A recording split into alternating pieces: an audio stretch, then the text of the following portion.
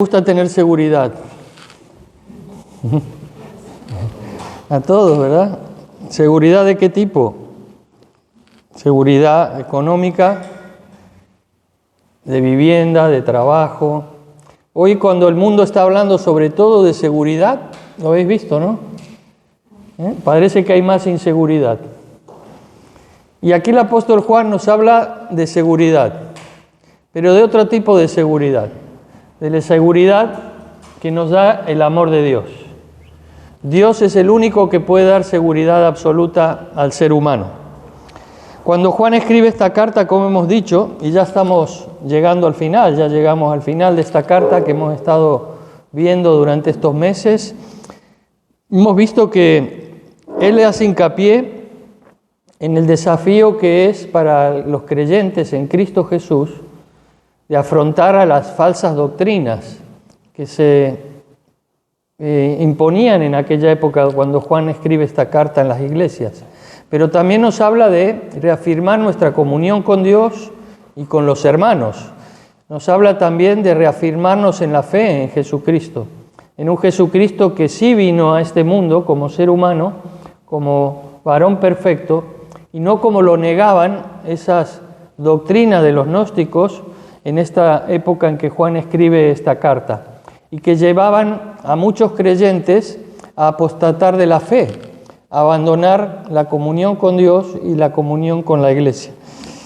Cuando está escribiendo Juan esta carta, y en este párrafo al final nos está hablando de la seguridad que Dios nos da en nuestra fe en Él y también de la dirección de nuestras vidas como creyentes, hacia dónde se dirigen, basadas en esa seguridad que Dios nos da. Vamos a ver en este pasaje que nos invita a examinar profundamente nuestra relación con Dios. ¿Cómo está nuestra relación con Dios en base a ese amor que Dios nos da y la seguridad que nos ofrece en esa relación con Él? A confiar en ese amor y a vivir de acuerdo con nuestra identidad como hijos de Dios, a poder manifestar quiénes somos a través de esa relación que tenemos con Él. Dios, como decíamos, como vamos a ver analizando este último párrafo, es el único que nos puede dar seguridad en Jesucristo. Y los que hemos confiado en Jesús como nuestro único y suficiente Salvador, podemos atestiguar de ello, ¿verdad? Cuando Juan está escribiendo este último párrafo, está haciendo no un resumen, pero sí como una conclusión de todo lo que ha venido diciendo. ¿Por qué? Porque él buscaba que sus hermanos en Cristo tuviesen esa seguridad, que confiaran verdaderamente en Dios, que no escucharan voces extrañas que les llevaban a dudar de lo que Dios ya había hecho en sus vidas. Y Dios también ya lo ha hecho en cada uno de nosotros que hemos confiado en Jesucristo. Juan nos está llamando a reconocer esa seguridad que hay en Cristo Jesús a través de estos párrafos, de estos versículos que vamos a analizar, a hacer hincapié también en la oración y la intercesión como importantes para nuestra vida de relación con Dios y con los hermanos, y a vivir en Cristo, en la verdad de Cristo. Vamos paso a paso entonces, porque cuando leemos este párrafo, y es bueno tenerlo también o en el móvil, en la Biblia, porque lo podemos ver todo el párrafo completo, no versículo a versículo solamente. Y cuando analizamos todo el párrafo completo, vemos que Juan habla o nombra 7 veces la palabra sabemos. Si hay algo que resalta en este párrafo es la palabra sabemos. Que sepáis, dice la primera vez, pero luego hay 6 veces más en que dice sabemos. Y esto es lo que quiere reafirmar Juan, es seguridad. Ya lo sabes, ya lo sabemos, pero debemos recordarlo. Debemos estar seguros de lo que sabemos. Y cuando dice sabemos, no solamente es un conocimiento intelectual, no es que me lo hayan contado, no es que lo haya leído, sino que lo vivo. Es un convencimiento profundo de algo que me ha sucedido, de algo que sé que es verdad. Hay una convicción profunda de ese hecho. Y podemos ver algunas seguridades que nos va marcando el mismo texto. Por ejemplo, el versículo 13. Dice el versículo 13, estas cosas os he escrito a vosotros que creéis en el nombre del Hijo de Dios, para que sepáis que tenéis vida eterna y para que creáis en el nombre del Hijo de Dios. La primera seguridad de la que Juan nos está hablando aquí es la seguridad de la vida eterna. Aquellos que hemos creído en Jesús como nuestro Salvador, como el Hijo de Dios que vino a este mundo y murió por mí en la cruz, tenemos esa primera seguridad de la vida eterna. Todos recordamos el versículo del mismo Juan, 3:16, que más Dios muestra su amor, de tal manera amó Dios al mundo que nos ha dado a su Hijo unigénito, para que todo aquel que en Él cree no se pierda, mas tenga ¿qué? Vida eterna. Por lo tanto, la vida eterna viene por el creer en Jesús. Y Juan les está recordando a estos hermanos y a nosotros hoy que hay seguridad en tener la vida eterna cuando creemos en Jesús. No hay nada ni nadie que pueda cambiar esto. El apóstol Pablo lo dice claro en Romanos 8, cuando dice que nada nos podrá apartar del amor de Dios que es en Cristo Jesús, y nombra una serie de cosas posibles que nos pueden dar inseguridad, pero dice nada nos podrá apartar de ese amor que es en Cristo Jesús. Y fijaros que dice Juan 3:16 que no tendrá vida, sino que la tiene el que cree. Porque en el momento en que creemos en Cristo Jesús, tenemos esa vida eterna, como muchos de nosotros ya sabemos. Y esta seguridad no es una presunción, sino que es una convicción que nos da el Espíritu Santo. Dios mismo, Dios Espíritu, nos da esa convicción de que ya tenemos esa vida nueva en Él. Juan, en el capítulo 10, versículo 28, también lo declara, podemos leer. Y yo les doy vida eterna y no perecerán jamás, ni nadie las arrebatará de mi mano, cuando Jesús está hablando de que Él es el buen pastor. Nadie las arrebatará de mi mano a las ovejas que son mías, aquellos que yo he ganado, de los cuales yo soy el buen pastor. Por lo tanto, tenemos esa seguridad firme en Jesucristo de esa vida eterna. Juan está afirmando aquí el propósito de toda su carta, es que los creyentes tuviésemos esa convicción firme, que nada nos hiciera tambalear de esa seguridad que tenemos en el amor de Dios para con nosotros. Tenemos vida eterna por su gracia y por su amor.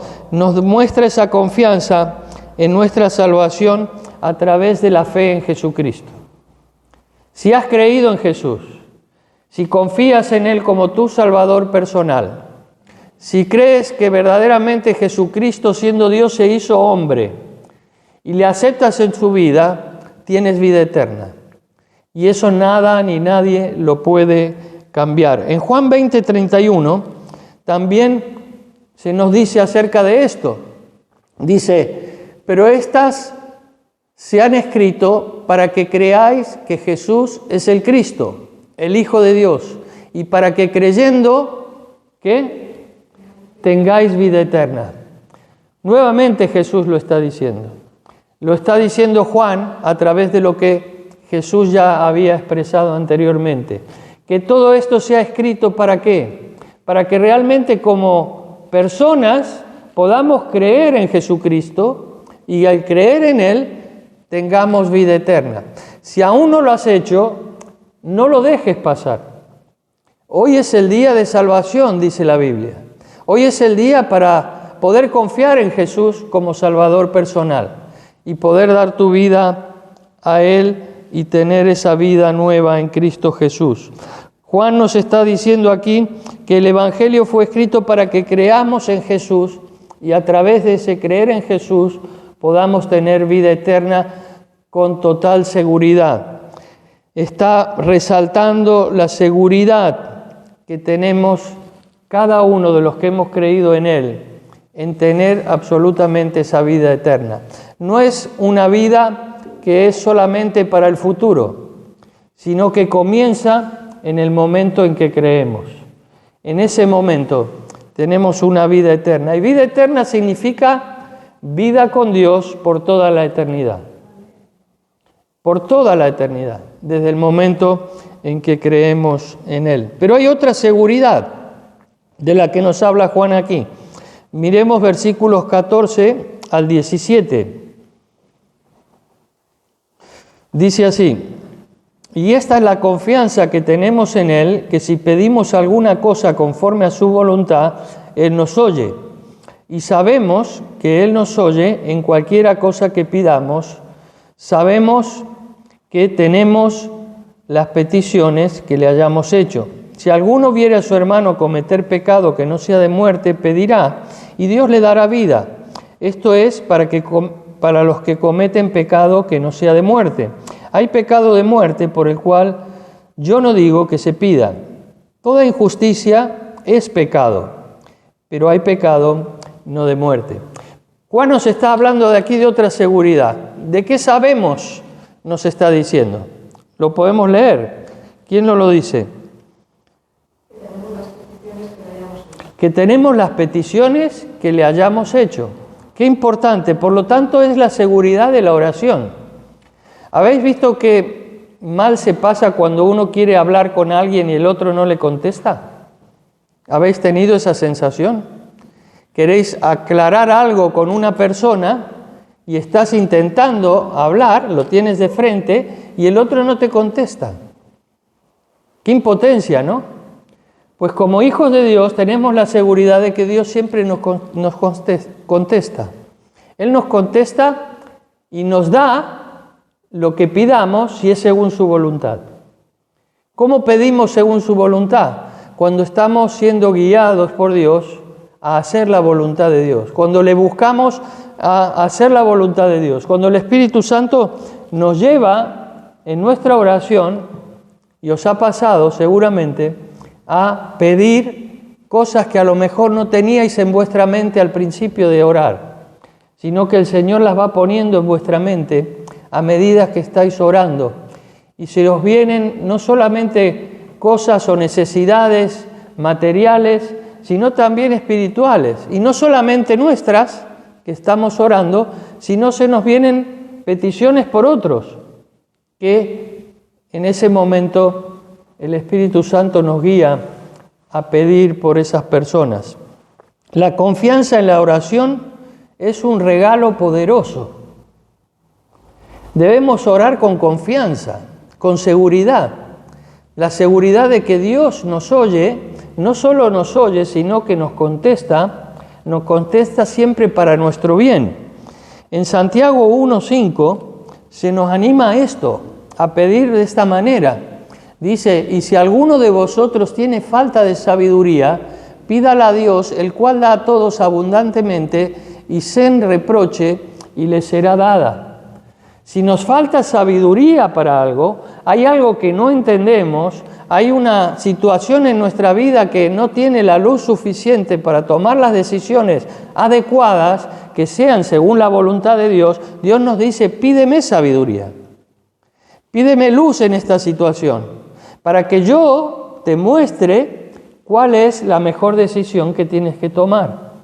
Y esta es la seguridad que tenemos, porque es vital para nuestra vida diaria, para nuestro caminar con Cristo. No podríamos caminar de la mano de Cristo si Dios no nos respondiera. Imaginar un Dios que no nos responde no sería una relación verdadera con Él, pero tenemos la seguridad de que Él responde a nuestras oraciones. Juan nos está enseñando sobre la confianza en la oración, sobre la seguridad que no debemos perder de saber que hay un Dios que siempre nos responde. No se trata solo de pedir, sino de hacerlo según la voluntad de Dios. El mismo apóstol Juan en esta carta lo recalca, por ejemplo, en 1 de Juan 3:22, una página antes. Dice, y cualquiera cosa que pidiéremos, la recibiremos de Él, porque guardamos sus mandamientos y hacemos las cosas que son agradables delante de Él. Cuando estamos andando en su voluntad, cuando estamos buscando hacer sus mandamientos, cuando estamos haciendo las cosas que a Él le agradan, entonces Dios nos responde a nuestras oraciones, nos da lo que le estamos pidiendo. Esto es lo que nos dice el mismo Juan en su carta. Como un hijo que pide las cosas al Padre sabiendo que nunca lo va a hacer para su mal, sino que siempre va a hacerlo para su bien. Y por eso aumenta la confianza del Hijo en el amor del Padre y en la sabiduría que el Padre tiene para darle lo que a Él le conviene. Así debemos nosotros también relacionarnos con Dios a través de la oración. Pero hay dos versículos que son bastante controvertidos, que dan para muchas interpretaciones, que son el 16, el 17. No es nuestra intención esquivarlos en esta mañana, pero sí llevan a muchas interpretaciones y pueden llevar a confusión. Cuando dice, si alguno viene a su hermano a cometer pecado que no sea de muerte, pedirá y Dios le dará vida. Hay muchas interpretaciones a través. Lo que Juan en estos dos versículos lo deja abierto. No dice qué es pecado de muerte y qué no lo es. Por lo tanto, nos toca interpretar. No refiere a otros pasajes de la Biblia, pero sí tenemos que analizar el contexto cuando vemos un texto. Y cuando vemos el texto está en la primera carta de Juan. Y cuando Juan habla de hermanos, no habla necesariamente de creyentes. Lo hace, por ejemplo, en otros versículos de la carta, que por amor al tiempo ahora no vamos a analizar porque no es el tema. Pero habla de personas que están en la iglesia, pero no necesariamente que ya han creído en Jesús. Lo hace, por ejemplo, en otros versículos en el capítulo 2. Abarca a aquellos que están en la iglesia. Lo podemos ver después y quizás el miércoles en la oración lo vamos a profundizar más. Pero tenés que tener en cuenta esto. Cuando él está hablando de hermanos, no está hablando solamente de aquel que ha creído en Cristo, sino que pueden ser personas que han estado asistiendo a la iglesia y a los cuales él también se está dirigiendo en esta manera. Y usa la palabra hermano, abarcando a todos. No específicamente a hermanos en la fe. Y cuando habla de pecado de muerte, es más bien la traducción pecado que lleva a la muerte. ¿Y a qué muerte se refiere? Algunos dicen a la muerte física, pero tampoco es en el contexto. Juan, cuando habla en la carta, habla 14 veces de vida y 2 veces de muerte. Y las 2 veces que habla de muerte, que es en el capítulo 1, las habla acerca de la muerte espiritual, no de la muerte física. Y cuando habla de muerte y de vida, 2 veces hace referencia a la muerte física en la misma carta, pero especifica que es para esto, que es la muerte física. Y las otras 12 veces siempre se está refiriendo a la vida espiritual. Cuando pasamos de muerte a vida, no está hablando de muerte física y de vida física, sino está hablando de muerte espiritual a vida espiritual, por ejemplo. Por lo tanto, no se está refiriendo a muerte física aquí, se está refiriendo a muerte espiritual, porque si no haría referencia a que es muerte física. Entonces, esto nos lleva a conclusiones, nos lleva a pensar que este pecado de muerte podría ser ese pecado de rebeldía a Dios, de personas que han escuchado el Evangelio, que han estado entendiendo el Evangelio, que han estado a punto de creer, pero se han negado a creer en el Evangelio, se han negado a creer en Jesucristo. Y por lo tanto, ya no hay remedio, no hay vuelta atrás. Y podemos ir a otros pasajes de la Biblia que también hacen referencia a esta situación. Jeremías es un profeta que habla bastante de esto. Y también podemos ver otros pasajes de la Biblia, como Hebreos 6, que nos hablan también de esto. Cuando nombra a Esaú, que se arrepintió de no haber aceptado esa bendición de Dios, pero Dios ya no le aceptó. ¿Por qué? Porque ya no había vuelta atrás. ya había negado esa bendición de Dios y se la llevó Jacob. Por lo tanto, puede ser, es una interpretación, creo, para mi punto de vista es la más correcta de otras. La Iglesia Católica dice que se cae de la gracia uno. Es aquel pecado, sin nombrar, que se cae de la gracia. Pero esto no es correcto, porque el mismo Juan lo está diciendo aquí. El versículo 17, ¿qué dice? ¿Alguien que lo pueda leer? Toda injusticia es pecado. Por lo tanto, todo lo que Dios declara que es contra su voluntad es pecado. Lo que Juan está haciendo aquí precisamente es aclarar que hay un pecado que, sin dejar de ser pecado, es aquel que nos lleva a la muerte espiritual. Es el pecado que nos lleva a la muerte espiritual, es decir, a no poder tener vida eterna, a seguir en nuestra muerte espiritual, por la negación a creer en Jesucristo. Puede ser esta una interpretación. Podemos ver en Gálatas 6:1, dice: hermanos, si alguno fuere sorprendido en alguna falta, vosotros que sois espirituales, restaurarle con espíritu de mansedumbre, considerándote a ti mismo, no sea que tú también seas tentado. Aparte de este tema un poco controvertido del pecado de muerte, si sacamos esto, vemos que en estos dos versículos, ¿a qué nos impulsa Juan? ¿A qué nos está llevando? A interceder. Una forma de oración es la intercesión, ¿verdad? Y Dios, a través de Juan, nos está llevando a la importancia de interceder. ¿Qué dice el versículo 16? Dice: si alguno viere a su hermano cometer pecado, pedirá y Dios le dará vida. Pedirá. ¿Pedirá por quién? Por su hermano. Lo mismo nos dice Pablo aquí en Gálatas, donde teníamos antes. Perdón, Eric.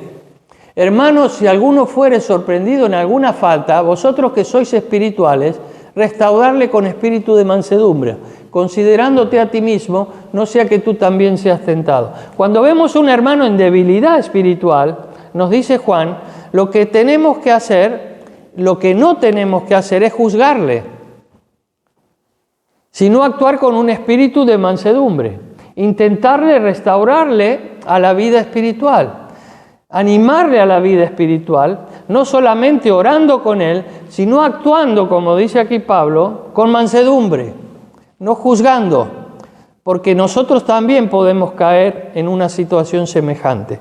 Por lo tanto, lo que nos lleva aquí Juan es a tener la seguridad de la oración que Dios nos contesta y que también nos contesta cuando oramos por otros para que su vida espiritual se restaure. ¿Tienes en mente a alguien que puedes estar orando, que haya conocido el Evangelio,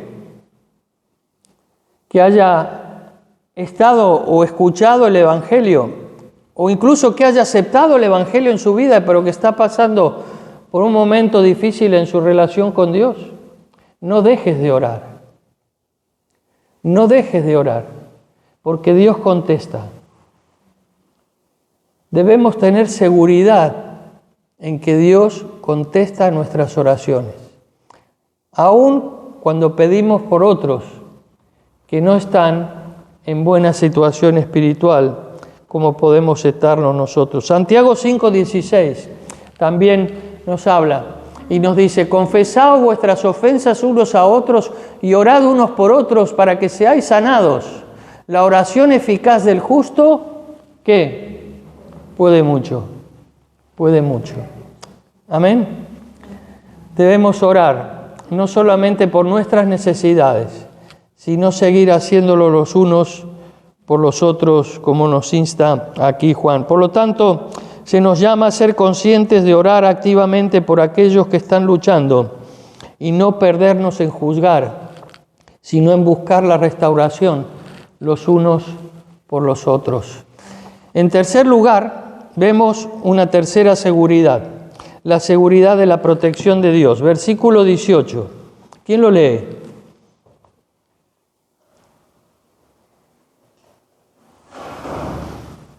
A ver esas Biblias.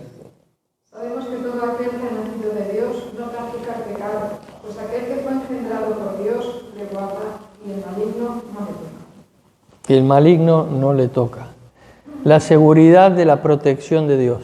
Dios no solamente nos da seguridad de vida eterna, no solamente nos da seguridad que Él nos responde a nuestras oraciones, sino que también nos da seguridad que Él nos protege. Qué importante esto, que Dios te protege siempre. Sabemos que todo aquel que ha nacido de Dios fue engendrado por Dios, Dios le guarda y el maligno no le toca. Hay un cambio en nosotros cuando creemos en Cristo. Pasamos a ser criaturas, hijos de Dios. 2 Corintios 5:17 nos lo recuerda. Dice Pablo, de modo que si alguno está en Cristo, nueva criatura es, las cosas viejas pasaron y aquí todas son hechas nuevas. Hay una transformación en nuestra vida. Y parte de esa transformación de ser hijos de Dios es que tenemos seguridad de que Dios nos protege. Nos recuerda Pablo que como hijos de Dios somos llamados a una vida nueva en Cristo y en esa vida nueva Dios está con nosotros siempre. El Señor Jesucristo nos lo dijo. Dice, en el mundo tendréis aflicción, pero confiad porque yo he vencido al mundo. Y Él nos dijo que tampoco nos iba a dejar jamás. En 1 de Juan 3:9, en esta misma carta,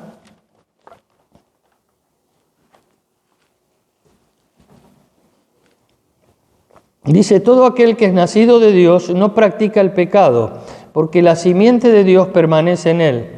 No puede pecar porque es nacido de Dios. Lo que Juan está llamándonos aquí, también en este versículo, es a huir de la práctica del pecado.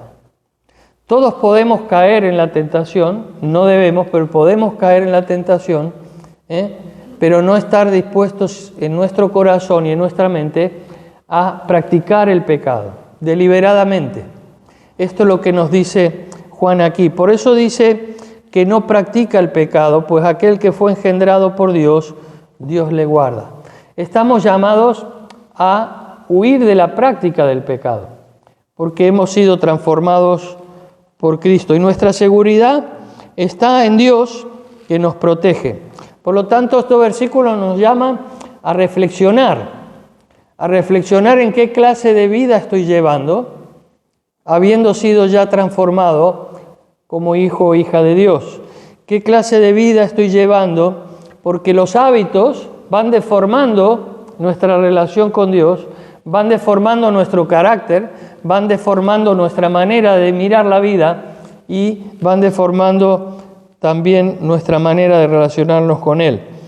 Por eso Dios nos llama en toda su palabra a depender del Espíritu Santo, no de nuestras fuerzas para buscar la santidad. No es por nuestras fuerzas, lo sabemos bien, sino es porque Dios está en nosotros, que podemos agradarle en todo a Él. Y qué hermosa es la frase, el maligno no le toca.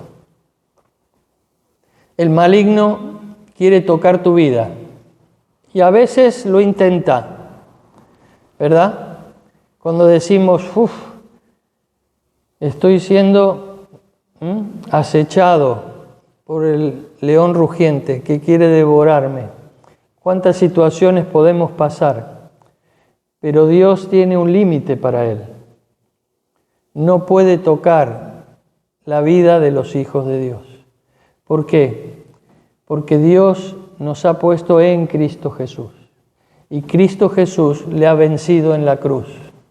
Le ha vencido resucitando y la muerte, como dice Hebreos, no le pudo retener, sino que venció a victoria. Pero hay otra seguridad, la del versículo 19. ¿Cuál es ese sabemos? Otra persona que lo lea.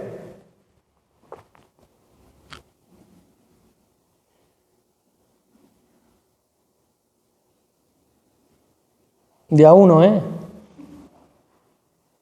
Sabemos que somos de Dios y el mundo entero está bajo el dominio. Sabemos que somos de Dios. ¿Lo sabes? ¿Lo sabes? Sabemos que somos de Dios. Qué seguridad, ¿verdad? Qué seguridad tan grande. Sabemos que somos de Dios. Es la seguridad de pertenecer a Dios. Lo sabíamos, pero es necesario recordarlo, ¿verdad? Ya no me pertenezco a mí mismo. Pablo dice, ya no vivo yo, mas vive Cristo en mí. Y lo que ahora hago, lo hago por la fe que es en Cristo Jesús, Señor nuestro. Él es el que está en ti, Él es el que está en mí, si has creído en Él. Por lo tanto, ya le perteneces, le pertenecemos. Y ese sentido de pertenencia es el que debe mover nuestra existencia. Ya le pertenezco a Él. Y a veces tenemos esa lucha de querer retomar el control, ¿verdad? Queremos retomar el volante de nuestra vida y tomar nuestras propias decisiones.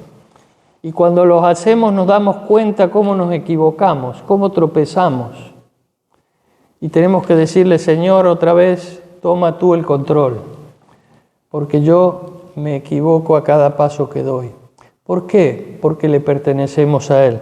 Pertenecemos a Dios. Sabemos que somos de Dios y el mundo entero está bajo el maligno. Ya no somos del mundo, sino que somos de Dios. ¿Por qué? Porque el mundo le pertenece al enemigo. Y Él nos ha librado de la esclavitud del pecado para ponerlos en Él.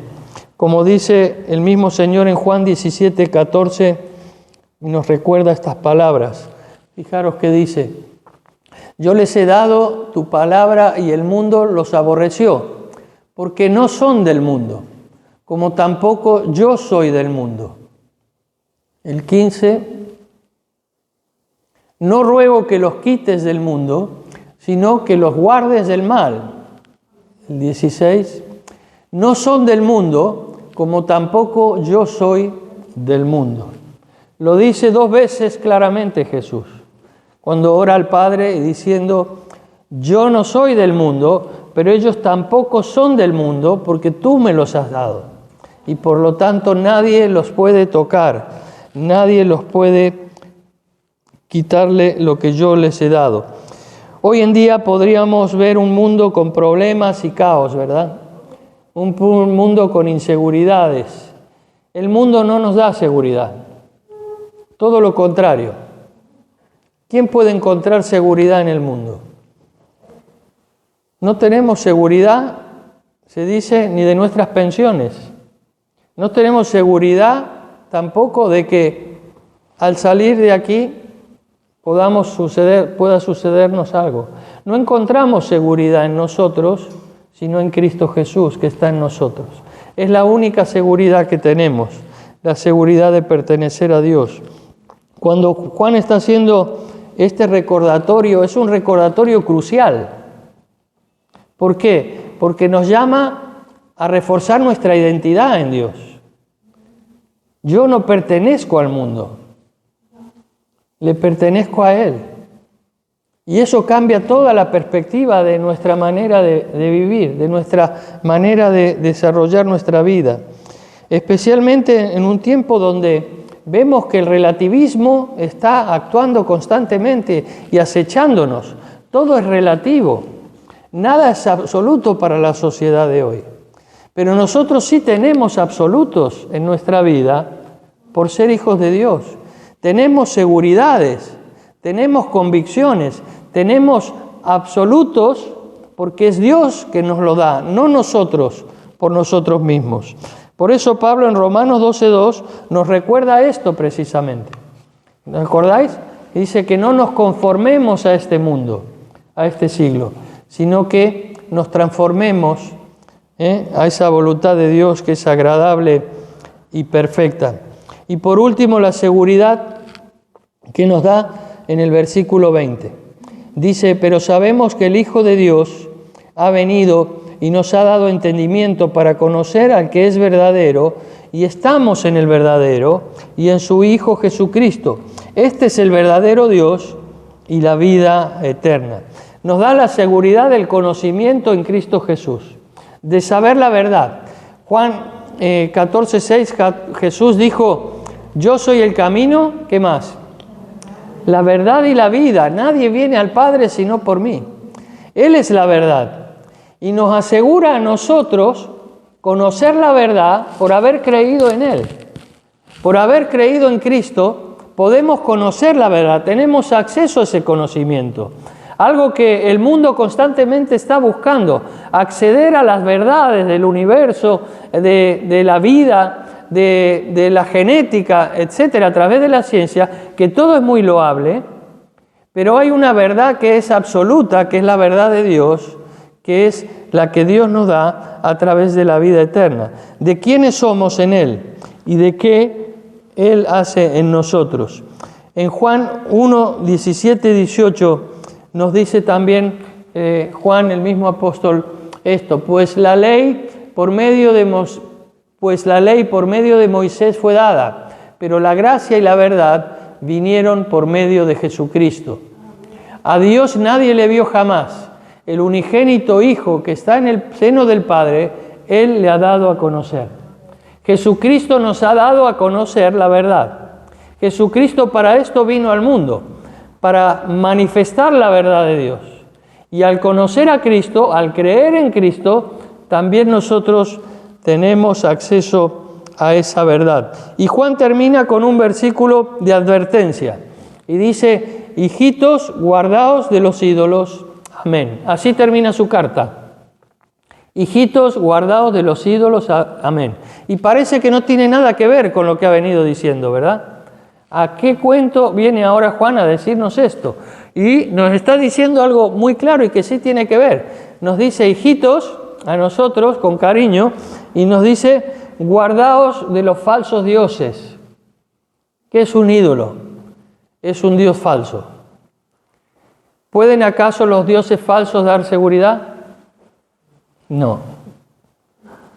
Y todos podemos tener ídolos en nuestra vida. Sabemos qué tipo de ídolos pueden existir hoy, que a lo mejor no son para tocarlos con la mano, pero sí son cosas que se van adueñando de la prioridad de nuestra vida y van ocupando el primer lugar que solo le corresponde a Dios. Esos falsos ídolos no nos dan seguridad. El único que nos da seguridad es el Dios verdadero. Por lo tanto, en resumen, el pasaje de este primera de Juan 5, de 13 al 21, nos invita a varias cosas. ¿A qué nos invita? En primer lugar, a vivir con la convicción de saber que tenemos una nueva vida en Dios y esa vida es eterna. Tenemos seguridad en nuestra salvación. Nadie nos puede cambiar esa posición. Estamos unidos a Dios por toda la eternidad. Nos llama también a orar con confianza y a interceder los unos por los otros, especialmente por aquellos que están débiles en la fe. A mantenernos fieles y comprometidos con el conocimiento a la verdad.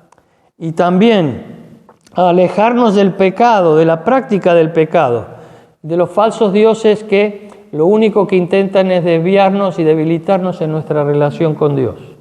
En definitiva, Juan lo que está haciendo es, como decíamos al principio, a que examinemos nuestra relación con Dios. ¿Cómo está?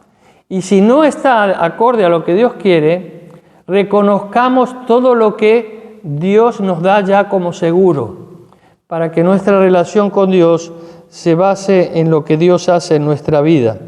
No dejemos de ser vigilantes y de centrarnos realmente en lo importante de nuestra relación con el Señor. Esto es lo que Juan intenta decirnos en esta mañana. Y que podamos ver en este mensaje un impulso a vivir con autenticidad nuestra vida cristiana. Esto es lo que Dios nos llama a cada uno. No solamente nuestra vida cristiana es una vida de costumbres ritualistas, sino que es, como sabemos, una vida de relación personal, diaria, podemos decir incluso horaria, con Dios constantemente, para que esa autenticidad en nuestra relación con Él sea la que produzca el fruto por la cual Cristo ha venido a este mundo. Los invito a ponernos de pie y dice Isaías 41:10: no temas, porque yo estoy contigo, no desmayes, porque yo soy tu Dios, que te esfuerzo.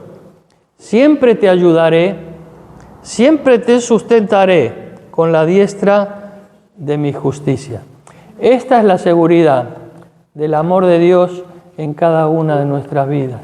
Que el Señor nos bendiga en esta mañana. Vamos a orar mientras pasan los hermanos para